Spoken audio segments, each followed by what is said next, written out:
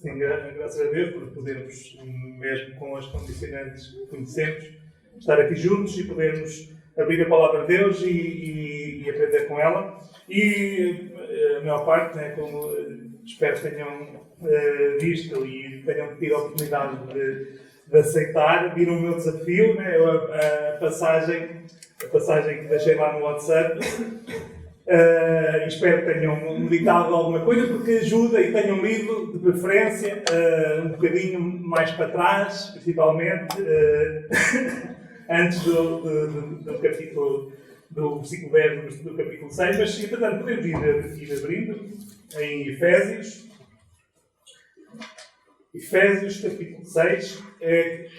Os irmãos que não têm acesso às redes digitais acabam por estar um bocadinho em desvantagem, porque não tiveram acesso à minha mensagem, eu estou por lá, mas aqueles que tiveram acesso, espero que tenham aproveitado, para que nós possamos, de alguma maneira, já ser mais fácil, porque o contexto aqui é necessário para nós entendermos algumas coisas. E então o título que eu dei, como também para nos ajudar a fixar o que vamos ver hoje, o título desta pregação é Exército em Território Inimigo. E nós já cantámos um hino apropriado que tem tudo a ver com esta passagem e com algumas coisas que Deus, através de Paulo, nos ensina. E nós já vimos, quando falámos, se estão lembrados, quando falámos sobre o Pater Familias, que Paulo usou o conceito de família do direito romano para ilustrar como nós, como igreja, somos família. Família de Deus, irmãos uns dos outros, como filhos que somos por adoção de um mesmo Pai, de Deus. Da mesma forma, Paulo usa aqui, nesta passagem, usa a organização militar do Império Romano para ilustrar que nós, como igreja, também somos um exército. O exército de Deus. E a base da organização e poder militar do Império Romano era a legião. Digamos assim, aquilo que dava consistência ao poder militar do Império Romano era a legião. Era a organização militar que era composta por cerca de 100 mil homens, mais ou menos. E cada legião estava dividida em 10 coortes. Hoje seria um batalhão. E eram 10 batalhões, digamos assim. E cada corpo tinha, sensivelmente, ou melhor, 9 delas tinham cerca de 500 homens. E depois havia uma maior que tinha cerca de 800. Em batalha, cada uma das cortes, cada um daqueles batalhões, seria uma unidade que se movimentaria conforme a estratégia do general. Eles tinham um sistema de bandeiras, não sei se alguém já viu o Gladiador, eles tinham uns estandartes e eles comunicavam, conforme mexiam, claro, não sei, eu não pesquisei assim tanto, mas eles com o sistema de bandeiras, eles comunicavam e o general podia dar ordens para que houvessem movimentações só com aquelas bandeiras. A força das legiões de organização. Cada soldado sabia o seu lugar dentro da legião e cada soldado estava equipado também com uma armadura completa. Agora, imaginem uma legião romana a atravessar o território inimigo. E o inimigo sabe da presença daquela legião ali. Imaginem que a legião está a atravessar uma floresta. Nesta floresta o inimigo cavou covas, pôs armadilhas. E o inimigo toma posição ao longo da floresta, escondido, cercando aquela legião. Agora imaginem que os soldados da legião romana estão todos distraídos. Eles não estão percebidos da presença do seu inimigo. Nem que eles estão prestes a atacar, nem das armadilhas que os esperam no caminho. Mas essa legião não está agrupada. As várias cortes estão misturadas. Em vez de estar cada corte junta com a sua, estão misturadas. Estão uns de uma corte com os outros. É tudo, como nós diríamos, numa salganhada. Ninguém sabe quem são, nem onde estão os comandantes do seu batalhão, da sua corte. Ainda por cima, imaginem que muitos dos soldados Não têm a armadura posta. Ou então está incompleta, falta-lhes partes. O que é que vos parece que vai acontecer quando eles forem atacados? Paulo usa então a legião e o soldado romano para nos convocar a viver a cada momento das nossas vidas como um soldado ao serviço do Rei. E isto nos atos, nas coisas que fazemos e na atitude com que fazemos. Para isso nós vamos ver 4 coisas, como sempre, nós, e mais num texto como este, poderíamos falar mais, mas vamos ver 4 coisas que Paulo ensina aqui e que nós precisamos identificar. E foi aquilo que eu pus lá no WhatsApp para ajudar a ler o texto e a pensar sobre isto. Então nós vamos tentar ver aqui o que é que nos diz sobre o nosso inimigo, identificando o nosso inimigo. O que é que nos diz sobre o campo de batalha? O que é que nos diz sobre a armadura do soldado e o que é que nos diz sobre a atitude do soldado? E para isso nós vamos ler o texto, então, Efésios capítulo 6, versículos 10 até a 20. E diz assim a palavra de Deus.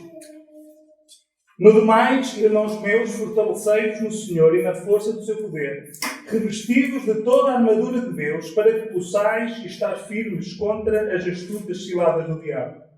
Porque não temos que lutar contra a carne e o sangue, mas sim contra os principados, contra as potestades, contra os príncipes das trevas deste século, contra as hostes espirituais da maldade nos lugares celestiais. Portanto, tomai toda a armadura de Deus, para que possais resistir no dia mau, e havendo feito tudo, ficar firmes. Estai, pois, firmes, tendo cingido os vossos lombos com a verdade, e vestida a couraça de justiça, e calçados os pés na preparação do Evangelho da paz, tomando, sobretudo, o escudo da fé, com o qual podereis apagar todos os dardos inflamados do inimigo. Do maligno. Tomai também o capacete da salvação e a espada do Espírito, que é a palavra de Deus, orando em todo o tempo, com toda a oração e súplica no Espírito, e vigiando nisto com toda a perseverança e súplica por todos os santos, e por mim, para que me seja dada no abrir da minha boca a palavra com confiança para fazer notório o mistério do Evangelho, pelo qual sou embaixador em cadeias, para que possa falar dele livremente, como me convém falar. Então, começando pelo primeiro ponto, a primeira coisa que nós devemos identificar, o inimigo.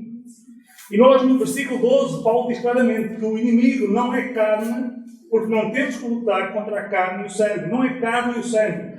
Os nossos inimigos, o nosso inimigo não são pessoas. O teu inimigo não são os incrédulos pecadores. Mesmo que os seus atos sejam reprováveis, condenáveis e até ofensivos. Eles não são o teu inimigo. O teu inimigo não é o governo. E isto aqui, a carapuça serve bem a mim, que por vezes nós até nas nossas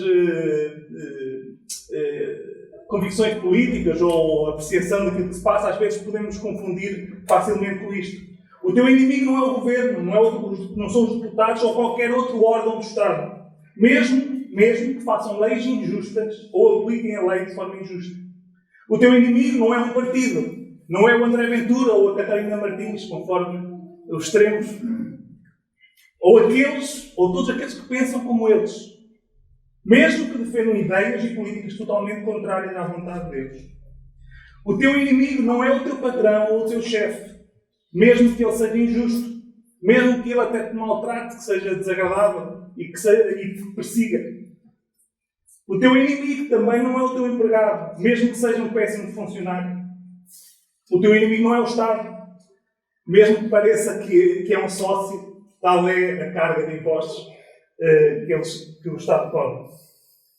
O teu inimigo não é a tua esposa, mesmo que ela seja rixosa e implicativa. Mesmo que ela não te ouça e que não te respeite. O teu inimigo não é o teu marido, mesmo que ele não cumpra as tuas expectativas e mesmo que ele não te ouça e não te valorize. O teu inimigo não é o teu filho, mesmo que ele seja desobediente e desafiador. O teu inimigo também não são os teus pais, mesmo que eles não te compreendam e ainda que não te deixem fazer aquilo que tu gostarias que eles deixassem. O teu inimigo não é o teu irmão na fé, mesmo que ele tenha dito mentiras e falado mal de ti. Ainda que tenha ferido de alguma maneira e que ainda por cima não tenha pedido perdão. Ainda que tenha mal feitio e que seja difícil suportá-lo. O teu inimigo não é ou não são os anciãos. Ainda que não concordes com algum conselho ou alguma exortação que eles ou ele te façam. Ou ainda que ele ou eles não demonstre preocupação por ti, cuidado por ti, como devia, como tu achas que devia ser. Mesmo que se falhar, ou até estiver errado em alguma coisa, ou mesmo que não faça, ou deixe fazer alguma coisa, tu querias ou achavas que devia ser feito. Agora, um bocadinho mais dirigido aos anciãos. O teu inimigo também não é o outro ancião, mesmo que tenha passado por cima de ti em algum assunto, ainda que ache que ele não está a cumprir cabalmente a sua responsabilidade. O teu inimigo não é o crente que Deus deixou ao teu cuidado, mesmo que ele não reconheça a tua autoridade como devia, ainda que saibas que ele murmure e que te critique. Não. O que nós vemos aqui é que o nosso inimigo não é a carne, não é o sangue, não são pessoas.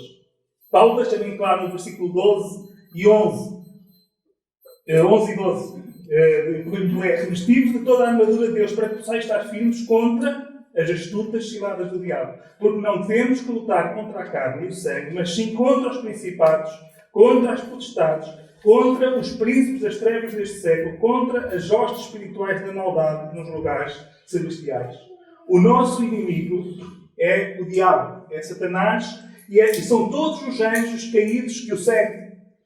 O nosso inimigo é todo o sistema de ideias e de práticas que ele controla e que ele quer implementar cada vez mais e de uma forma mais completa.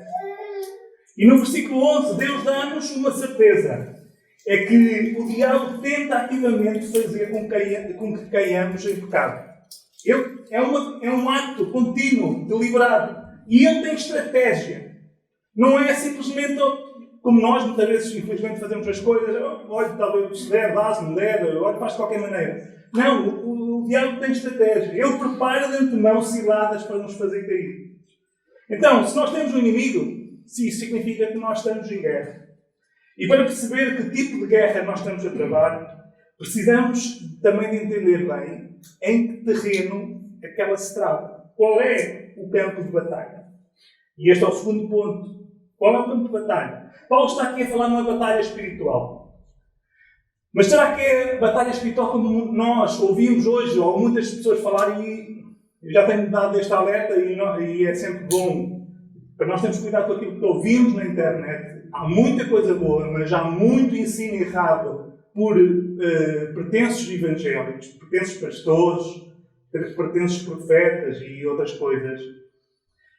E hoje há muitos que falam em batalha espiritual. Será que é esta batalha espiritual que Paulo fala? Aquela batalha que é nós a orarmos, a combatermos, enquanto estamos a orar, a combatermos contra o diabo e contra os demónios, como se eles estivessem ali numa perspectiva mística. Como se nós a orar tivéssemos, fosse uma espada, que tivéssemos ali a esgrimir forças com Satanás e os seus anjos. Não é esta batalha que Paulo está aqui a falar. Não é este tipo de batalha. Então, como e onde nós lutamos contra este inimigo? Onde fica a nossa floresta, retornando à nossa ilustração? Onde fica esta floresta onde o diabo e os seus seguidores estão escondidos, colocando armadilhas e preparando o ataque?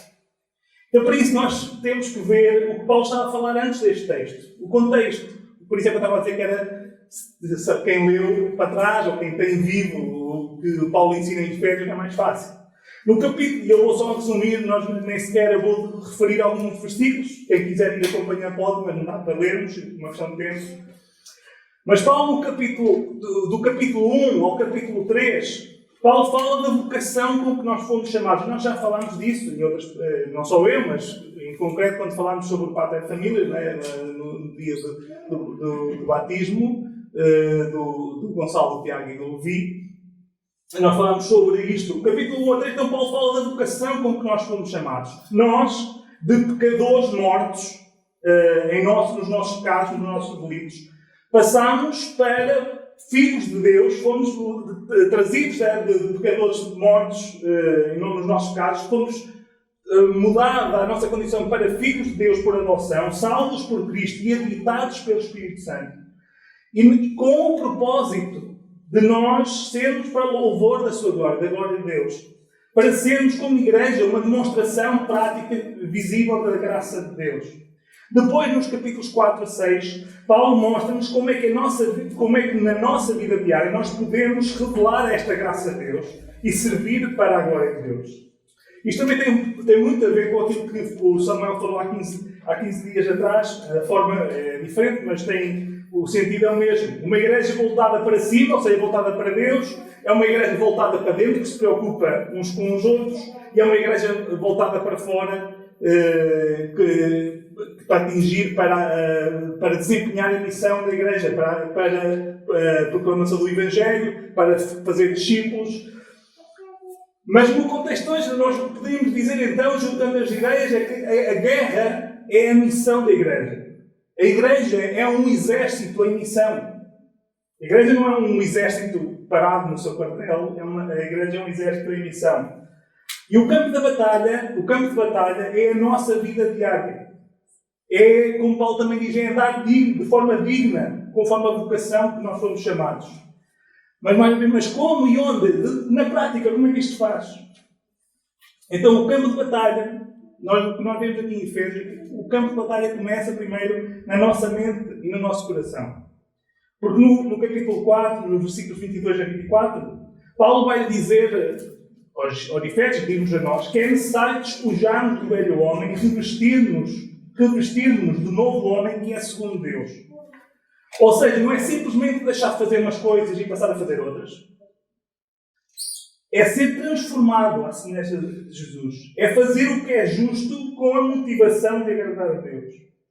No capítulo 3, versículo 16, Paulo orava para que sejamos corroborados com poder pelo Espírito Santo no homem interior. Esta transformação não é possível apenas pelo nosso esforço, pela nossa força de vontade. Nós necessitamos da ação do Espírito Santo no nosso interior para que esta transformação seja operada. É uma transformação interior que tem expressão nas nossas atitudes e práticas. E então que o campo de batalha, depois de começar no nosso coração, na nossa mente, se estende aos nossos relacionamentos. É que, se nós repararmos, é isto que Paulo está a falar no contexto. Antes de Paulo falar aqui da armadura de Deus, Paulo vinha falando primeiro do nosso comportamento em sociedade. Capítulo 4, versículo 17, diz-nos para nós não vivermos como os gentios, ou seja, para não sermos imitadores dos gentios na sua maneira de viver. No capítulo 5, versículos 5 a 13, Paulo diz para nós não vivermos como os gentios, ou seja, não no sentido de comprar, vender e trabalhar, no sentido de nós não estarmos com ele quando eles pecam, não sermos seus companheiros no pecado. E depois, no capítulo 6, nos versículos 5 a 8, Paulo vai ensinar e ensina-nos como é que nós devemos lutar, digamos assim, como empregados. Na forma como como tu cumpres a tua função como funcionário. Não fazendo o mínimo possível que der para escapar, ou fazer só para o patrão ver, mas fazer o melhor de que és capaz. Respeitando colegas e obedecendo aos teus superiores. Podemos já aplicando um pouco para os nossos dias. No capítulo 6, versículo 9, Paulo vai-nos dizer como é que se luta quando nós somos empregadores, somos patrões ou chefes. Na forma como lidamos com clientes e fornecedores, sendo sérios e cumprindo o que prometemos. Sendo justos e respeitando os subordinados.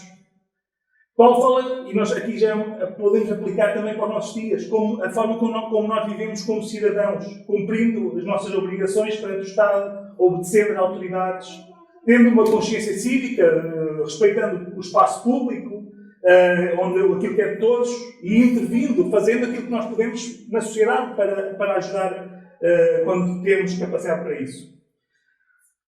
Paulo também ensina acerca da família. Também fala tudo que Paulo ensina antes de chegar à parte da armadura. Paulo ensina na família. Capítulo 5, 25 a 33. Como marido, como é que tu lutas? no dia-a-dia esta guerra, amando a tua esposa, suportando e perdoando, ouvindo e valorizando, sacrificando por ela, sustentando-a fisicamente, emocionalmente, mas acima de tudo, o que nos diz ali é espiritualmente, pela palavra. Se perceberam, só para reforçar isto, nós vimos que o nosso inimigo, as pessoas com quem nós nos relacionamos e que são as pessoas que muitas vezes nos causam problemas, são chatas, que nos tiram a paciência, que nos apetece explodir, não são essas pessoas que são as nossas inimigas. Não são as pessoas. Esse é o nosso campo de batalha, mas não são elas que são nossas inimigas. Nós temos que lutar contra um inimigo invisível, mas que de alguma maneira se revela. Não estou aqui a dizer que usa-se, que não quer também, não é bem essa ideia de que usa todas as pessoas, mas se aproveita da nossa natureza caída para nos causar problemas. Só que muitas vezes nós perdemos o sentido porque vemos os inimigos, para nós os inimigos são as pessoas que estão à nossa frente, que nos chateiam, que nos fazem perder paciência, que às vezes até nos fazem pecar, entre aspas. Ou seja, o nosso campo de batalha é nos nossos relacionamentos, mas não são as pessoas que são nossas inimigas. Então, no capítulo 5, 22 a 24 e no 33, diz-nos como é que tu lutas como esposa. Tu lutas suportando e perdoando as falhas e os fracassos do teu marido, porque ele nunca vai ser aquilo que tu imaginavas que ele fosse, mas hoje não é. Eu, quando for para falar sobre o casamento, mais chamamos a nossa mulher, não é esse o sentido hoje, mas tu lutas também respeitando e honrando o teu marido. No capítulo 5, versículo 4, Paulo diz que nós lutamos como pais, educando, sendo justos e sábios, pregando o Evangelho, a palavra de Deus aos nossos filhos. No capítulo 5, versículos 1 a 3, nós lutamos como filhos, obedecendo e honrando os nossos pais.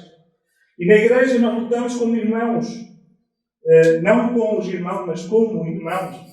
No capítulo 4, versículos 32, 5, 1 e 2, amando e perdoando uns aos outros como Deus nos amou e nos perdoou, edificando-nos como anciãos ou presbíteros, cuidando do rebanho, alimentando-nos com a palavra de Deus, como crentes colocados debaixo da autoridade dos anciãos, obedecendo e ajudando-nos. Então, o campo de batalha contra Satanás é a nossa vida diária. Ao lutarmos contra o nosso pecado e ao lutarmos nos nossos relacionamentos, não contra as pessoas, mas também contra o pecado e contra o aproveitamento, contra aquilo que o diabo tenta aproveitar dessas situações. Então nós já identificámos o nosso inimigo e o campo de batalha. Agora vamos ver qual é a nossa armadura. Eu não quero espiritualizar nem esticar demasiado a aplicação dos vários elementos da armadura, porque eu creio que a ênfase de Paulo não... Às vezes até é difícil perceber exatamente o que é que Paulo queria dizer. E a mim parece que Paulo, nós às vezes focamos demasiado na armadura e tentamos espiritualizar demasiado cada uma e tirar grandes aplicações.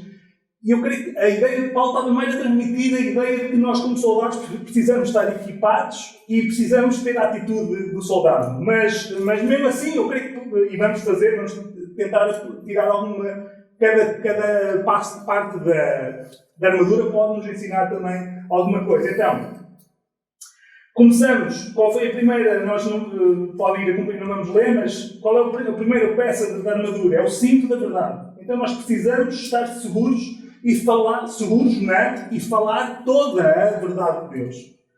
Por exemplo, em relação ao que Deus diz acerca do pecado, do juízo, do castigo.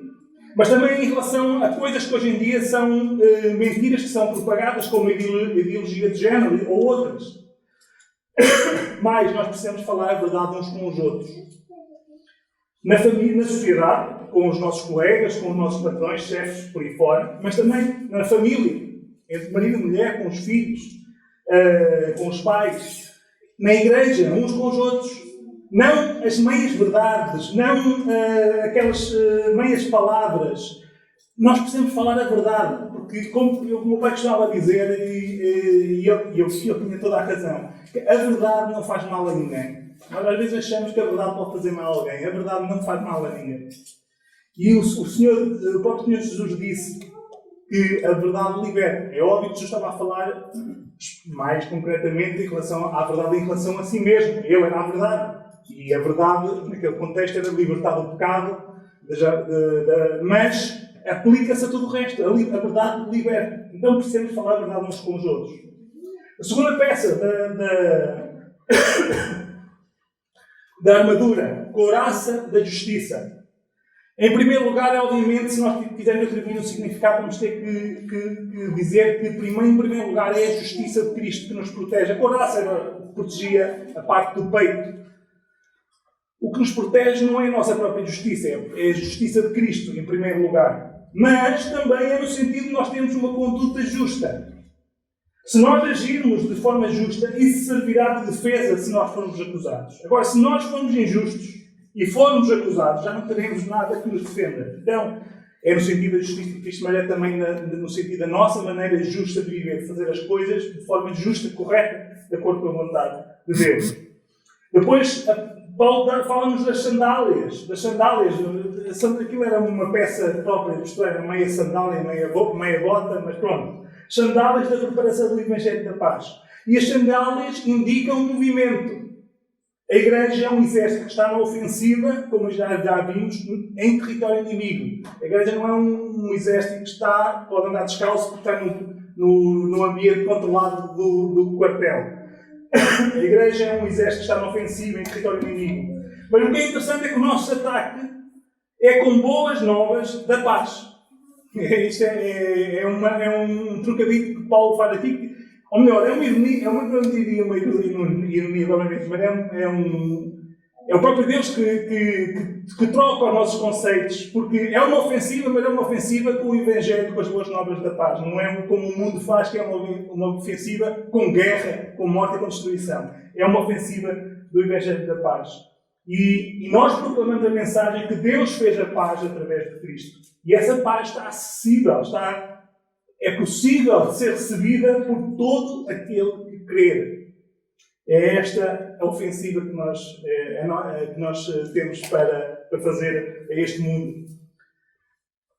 E por outro lado, o que nos indica é que um soldado em cenário de guerra não trabalha das 8 às 5. Ou seja, está a falar da preparação, as sandálias da preparação do Evangelho, da paz.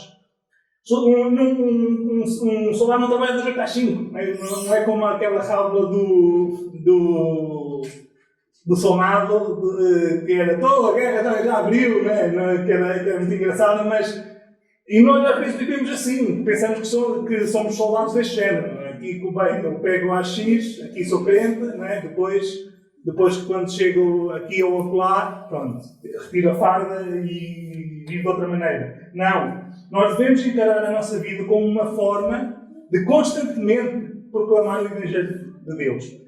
Não quer dizer que estejamos sempre a pregar, mas é a nossa maneira de viver, a forma como nos conduzimos e quando temos a oportunidade, também como falamos, por atos e por palavras, nós devemos encarar a nossa vida como uma oportunidade constante de proclamar o Evangelho. Depois avança para o escudo da fé. Uma das coisas interessantes é que o escudo romano era praticamente 100% eficaz contra as flechas e contra os dardos, quando os soldados o usavam em formação. Explicando visualmente, se eu tivesse o meu escudo sozinho, sem ninguém à minha volta, eu podia proteger, mas não conseguia proteger o meu corpo todo. Agora, quando os soldados todos juntos punham, isto era o que eles faziam muitas vezes que era praticamente impossível. Eles não eram vulneráveis aos ataques dos inimigos com seta, porque eles, quando estavam juntos, eles fechavam de tal maneira que eles formavam uma espécie de telhado, uma coisa como uma plataforma compacta em que não passava, se eles estivessem bem encostadinhos, os escudos, não passava seta nenhuma. E toda a ilustração de Paulo, nós às vezes encaramos este ensino de Paulo como se Paulo tivesse. Nós pensamos no sentido de sermos, cada um de nós é um soldado, mas é um Rambo, não é? Anda sozinho, no meio do mato. Toda a ilustração de Paulo vai no sentido do uso em grupo, como exército, como legião. Não é no sentido de cada um usar o seu canto sozinho. Não. Vai no sentido do uso da armadura enquanto exército, ou seja, em conjunto. E no capítulo 4, versículo 13, para ajudar-nos, porque eu estive a lutar um bocadinho com isto, mas porque nós geralmente interpretamos isto como o escudo da fé, é quando o diabo lança dúvidas à nossa mente, e é uma luta individual. E não quer dizer que não possa, de alguma maneira, também se aplicar aí. Mas não é este o sentido e se nós virmos o resto da carta, não é este o sentido. Paulo está sempre a falar para o conjunto. Então, se nós vamos ao capítulo 4, versículo 13, Paulo diz que o propósito dos dons de ensino, de profeta, de pastor-doutor, de apóstolo, todos os dons de ensino, do início, aqueles que persistem hoje, que Jesus dá à Igreja, é com o propósito, todos esses dons, é com o propósito que nós todos cheguemos à unidade da fé. Ou seja, a uma mesma compreensão da obra de Cristo e das implicações, das consequências, do que é que isso muda em nós, na nossa vida, nas nossas responsabilidades, no nosso futuro, tudo. Ou seja, até que o objetivo é que todos nós cheguemos, podemos usando outras expressões, a uma mesma teologia, a uma mesma doutrina, a uma mesma compreensão daquilo que Deus nos ensina. Então, quanto mais todos tivermos o mesmo entendimento acerca de tudo aquilo que Deus nos diz, e eu não estou aqui a dizer que nós temos que, não é nós deixarmos de averiguar, de ver se aquilo que nos é ensinado está de acordo com a palavra de Deus, não é isso que Paulo está a dizer. O que está a dizer é que nós trabalhamos todos para chegarmos ao mesmo ponto. Então, quanto mais nós todos tivermos o mesmo entendimento acerca de tudo aquilo que Deus nos diz, menos vulneráveis nós estaremos aos ataques de Satanás. Mesmo que ele semeie discórdia entre nós, então nós vamos reagir conforme a Bíblia nos aponta, com união e com amor. Pela palavra de Deus. Mesmo que ele ataque outros relacionamentos, nossos relacionamentos no trabalho, que ataque a família, ataque, sei lá, podemos pensar qualquer outro tipo de relacionamento. Nós vamos, como igreja, mobilizar-nos e defendermos uns aos outros. Estão a perceber? Nós, como grupo, não protegemos só o escudo, não serve para proteger só a nós, serve para proteger a nós e aos outros. Uns aos outros. Então, se nós tivermos todos a mesma compreensão de como é que as coisas devem ser tratadas, como é que Deus diz que as coisas devem ser, como é que nós devemos agir uns em relação aos outros, o que é que Deus diz acerca do pecado, acerca de tudo, nós vamos, sempre que houver um ataque, nós vamos mobilizar-nos para ajudar onde, digamos, onde há um espaço aberto para o nosso inimigo atacar.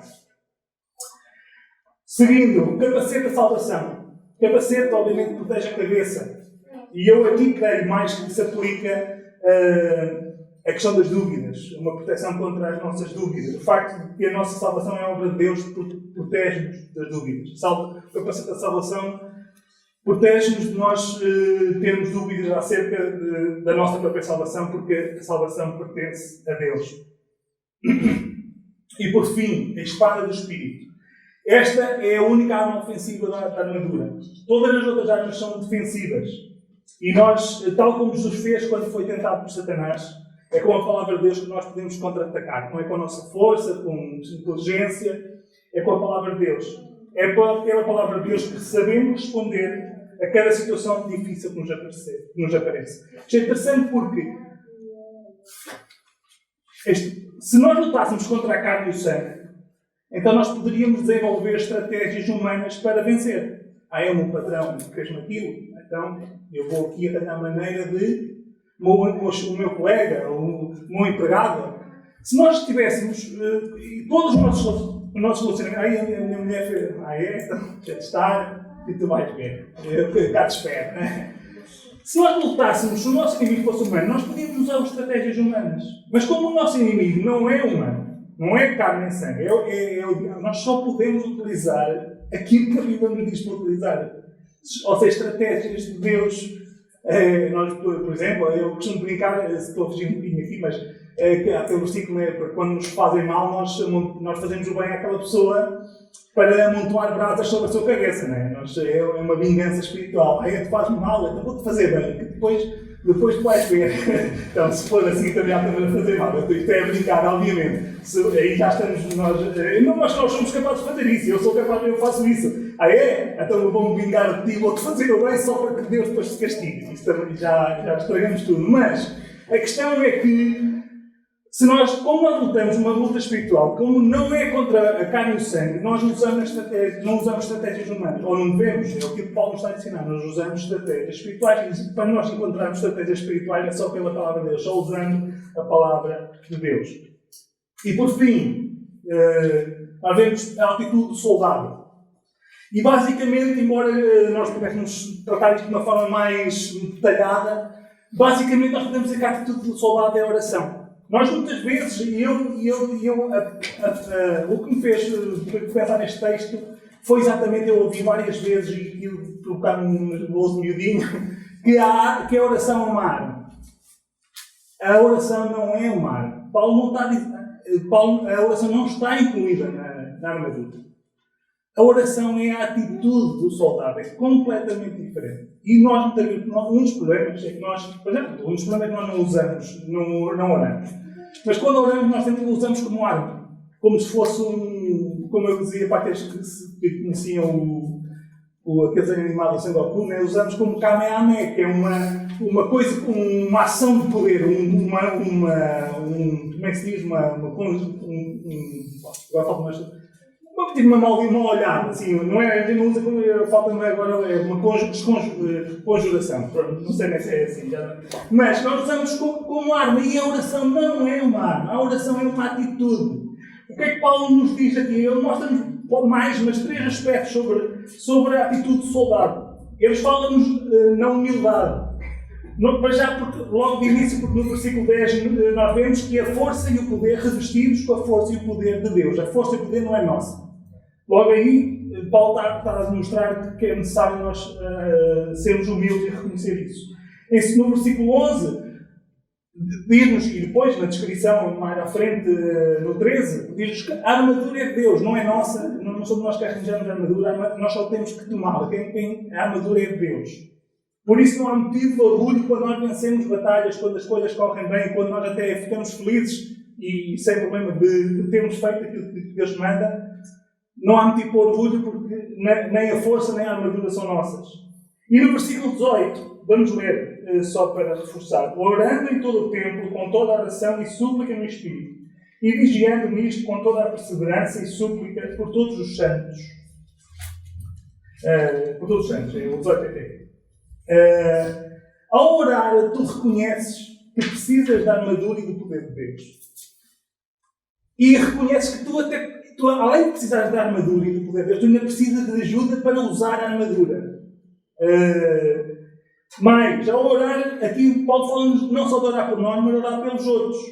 Ao orar pelos outros, quando nós oramos pelos outros, nós reconhecemos que o nosso irmão é como nós e nós somos como ele. Somos ambos fracos e dependentes da força e do poder de Deus. Ou seja, nem somos melhores, nem somos mais fortes, nem somos mais fracos. Somos como o nosso irmão. Também no versículo 18 nós vemos outra da atitude, que é a vigilância, a prontidão. A oração é uma ação de vigilância. Tentamos identificar os perigos e pedimos antecipadamente a proteção a Deus. Estamos atentos como aquela legião, não como aquela que eu descrevi, mas como uma legião que sabe o que é que está a fazer, a passar por uma floresta e que estão todos, cada um no seu posto, junto da sua corte, a ver de onde é que vêm os perigos.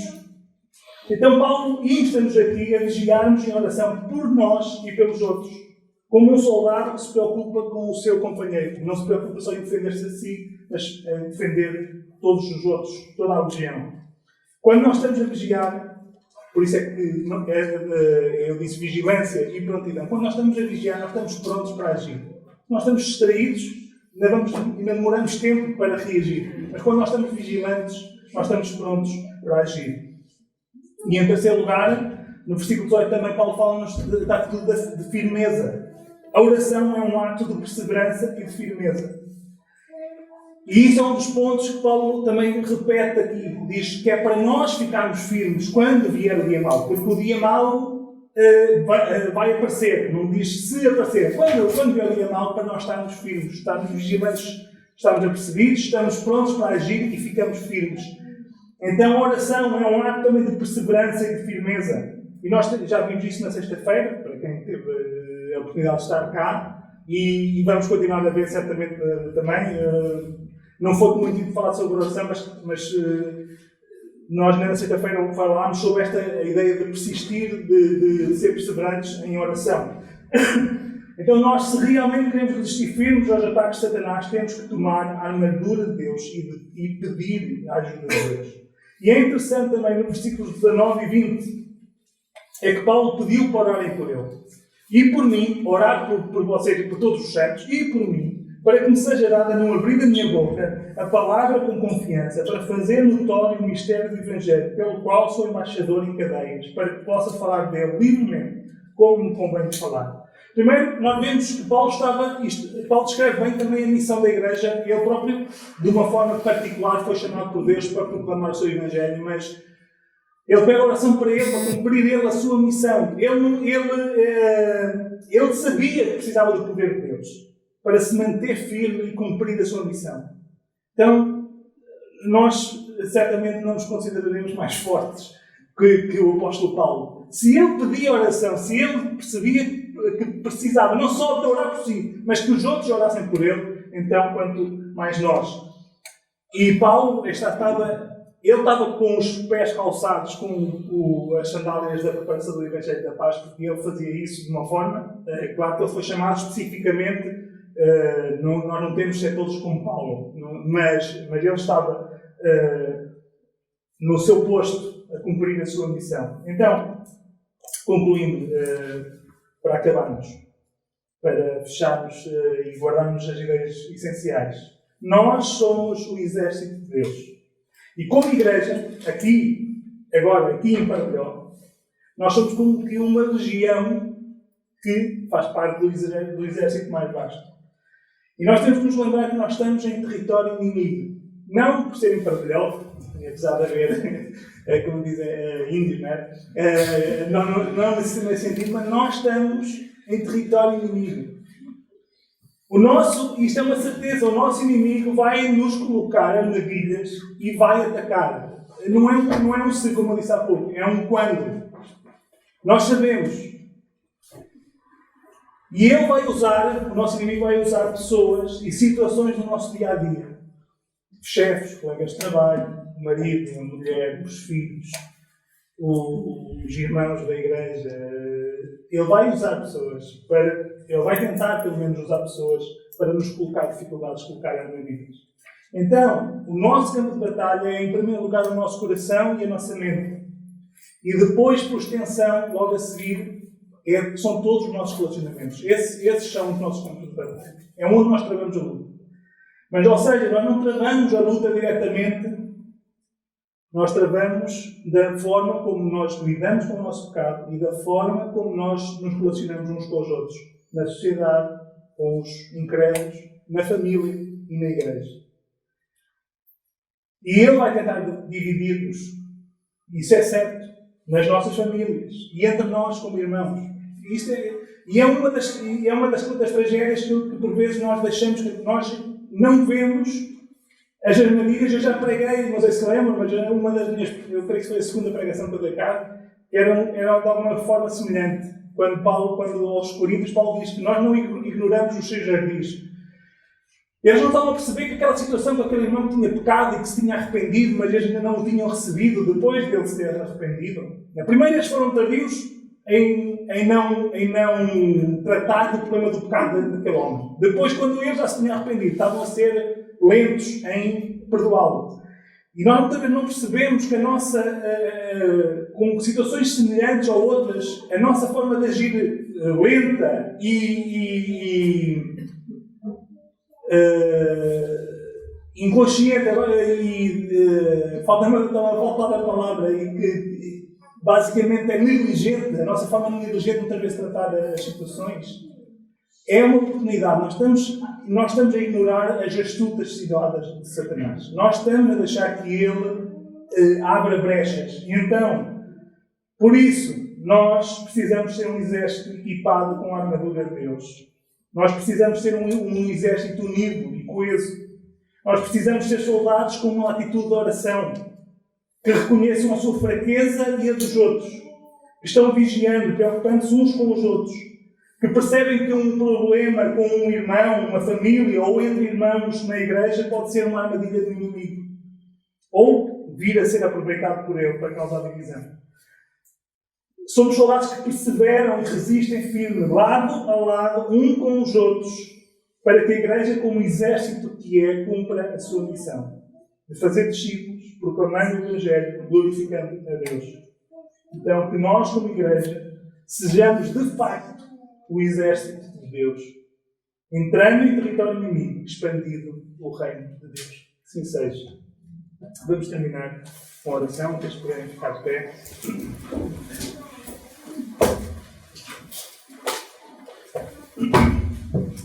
Ó Senhor, queremos louvar o Teu nome, agradecer-te, porque nos deste privilégio estarmos aqui juntos como igreja Tua, Senhor.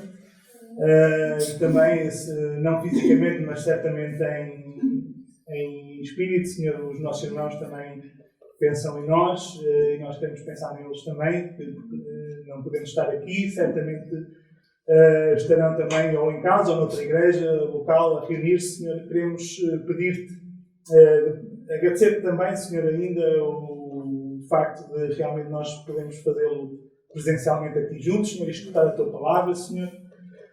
Queremos pedir-te realmente, Senhor, que a Tua Palavra trabalhe na nossa mente, no nosso coração, para que nós nos apercebamos da nossa vocação, de onde nos chamaste e para com que propósito, Senhor. E que nós possamos perceber que, como igreja, somos o Teu exército. Estamos aqui, Senhor, não para passar férias, para fazer as nossas vontades, para gastar o tempo com futilidades, Senhor, mas para estarmos regimentados, Senhor, para estarmos disponíveis para a Tua obra. Senhor, ajuda-nos realmente, porque não é essa a nossa tendência, a nossa natureza. Nós queremos, a nossa carne puxa-nos noutros sentidos, Senhor, por isso precisamos da Tua força, da Tua direção, precisamos, Senhor, de realmente tomar consciência que somos do Teu exército, de ter vontade, Senhor, de cerrar fileiras, de nos ajudarmos uns aos outros, vivendo realmente como irmãos, Senhor, como família, vestindo a armadura que é Tua, Senhor, e que Tu nos colocas à disposição, Senhor, e tendo realmente esta atitude de oração, de humildade, Senhor, de firmeza, de perseverança e de cuidado uns pelos outros, de vigilância também, Senhor. Por isso, pedimos pela Tua igreja, Senhor, por aquilo que nós não sabemos, por cada filho Teu aqui, cada família, Senhor, os problemas que existem e que muitas vezes nós somos ignorantes a respeito deles, Senhor. Ao mesmo tempo, pedimos que nos tornes sensíveis aos problemas uns dos outros, Senhor, para que não encolhamos os ombros, Senhor, não deixemos realmente, não sermos insensíveis com as dificuldades dos nossos irmãos, sejam físicas, sejam de doença, sejam financeiras ou de outro tipo, Senhor. Ajuda-nos realmente a cuidarmos uns dos outros e a sermos aqui embaradores, Senhor.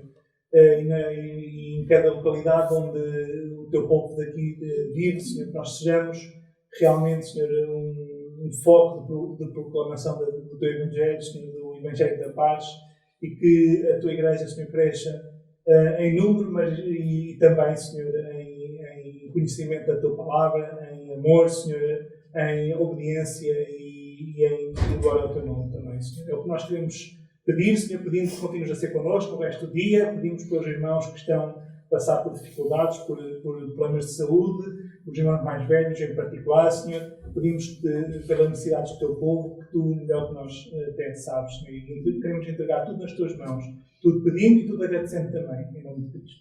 Amém.